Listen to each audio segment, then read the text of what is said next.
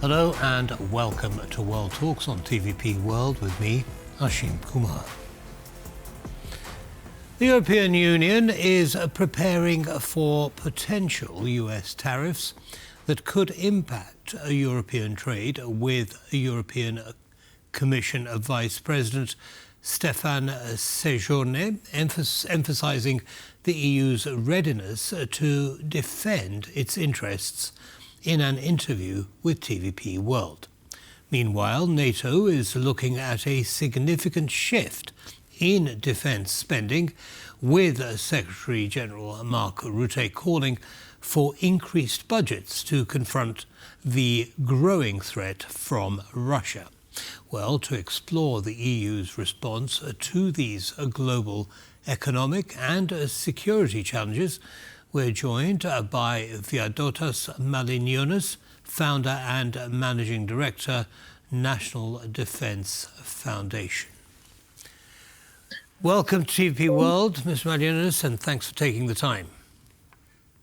Thank you for privilege. It's a pleasure, sir. So, I mean, we've got two things going on at the same time. We've got the threat of tariffs by President Trump, and we've got Mark Rutte, Secretary General of NATO, calling for an increase in defence spending.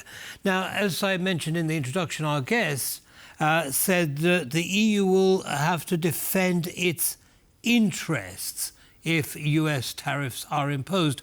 What do you think he meant by that? How will the EU defend its interests? Well, EU interests, of course, is, the good economy, strong economy, and, economy war is always, not beneficial, especially if allies are fighting. NATO allies, and the United States is a NATO ally, and European Union countries is also NATO allies. We all Western countries, and of course this can damage a lot, of our economies. So the best of all, of course, is to find some kind of beneficial solution for all sides. To listen to the United States, and in the face of the threat what is Russia right now is posing, is a very bad sign that allied countries are starting, arguing and fighting economy among themselves. So instead of being united, what is very important, because Russia is a real threat, and they launched, war economy, and I think their percentage out of GDP is 8%, and it is over 40% of total budget spendings planned for 2025, which means that they are very serious, and this train of mobilized Russia is not possible to move back. So right now it is very important for Western countries, for European Union, to find common ground, to find solutions in order to avoid any kind of disturbances or disagreements. So right now it is really unity is very important. Understood, sir. So now we've seen that Donald Trump has threatened tariffs in the past, and he has been prepared to suspend them against Canada, against Mexico. They're both suspended now. He threatened tariffs of 25% on each country.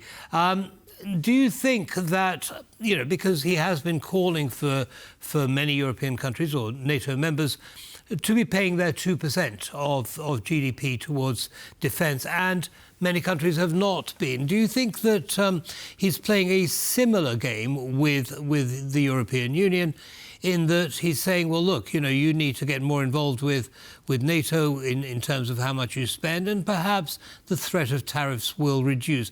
Is that a possibility? It could be. It could be a method of pressure to achieve some kind of results. Because, yes, European Union is still sleeping. although we are facing already 3 years of full-scale war against Ukraine, and European Union haven't managed to launch or to increase or to launch defense industries. So our production of ammunition and other needed equipment for war is cannot compare to what is Russia now doing with its allies.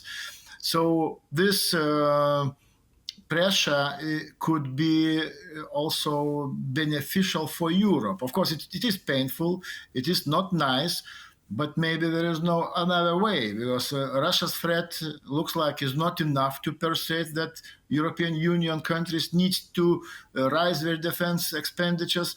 So maybe United States president now is trying to push and to threaten the taxation, and maybe it is for the good, because even now we still have the countries in European Union like Italy, Spain, and Portugal that are still striving to meet even 2%. I'm not talking about more. So this is actually shame, and maybe that pressure is for the good. So hopefully it will be for the better. Yes, now that would seem to make sense. So why haven't European countries done it thus far? As you say, the Russian invasion of Ukraine started 3 years ago. Trump has been pushing European NATO members to increase their defense spending. And yet, European countries have been very slow. Now we've got Mark Rutte saying, even 2% isn't going to be enough. What's behind this? Have they simply been relying too much on the US in the past? Yes, most probably relying on the US because US contingent and armed troops which are stationed in Europe. Of course, it is a security, and European countries were very happy about that. So they didn't have to allocate resources for the defense. They could spend resources elsewhere for social benefits for other stuff, but security looks like is very important. Plus I think to the question why European leaders are so reluctant and they are neglecting the obvious threats. Even now Secretary General Mark Rutte also says that prepare for war, so which is very serious. I think when NATO Secretary General says things like that, it is very serious, because he has tools, he has information, and he is one of the best informed people in the world. So his wars are very, very serious, and of course European countries probably need to understand, need to raise sense of urgency. It's already 3 years, and we see that situation can get much worse. So hopefully those steps will force lagging countries to pay attention. Yes, now, Mr. Malinionis, in the last minute or so that we have left, you mentioned earlier that the European Union needs to be unified in its stance both towards trade as well as security. But there are countries, aren't there, who have dragged their feet, to put it mildly, and Hungary comes to mind with something like... Are countries like Hungary, maybe even Slovakia, going to stand in the way of a unified European Union, both in terms of security and trade?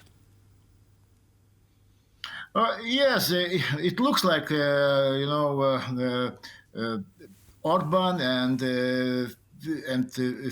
they are playing for the Putin's hand, and we have to find a mechanism in European Union how to exclude such countries, because we see that they are really playing on the enemy's hand, and they can really disturb our preparations for the defense and for the other important processes. And it's indeed, well, a complex process being able to exclude countries like Hungary and Slovakia. But thank you very much for your analysis and look forward to seeing you again shortly. Have a good day.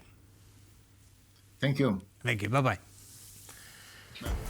And that's all from us in this episode of World Talks. Don't go away, though. Lots more coming up. Goodbye.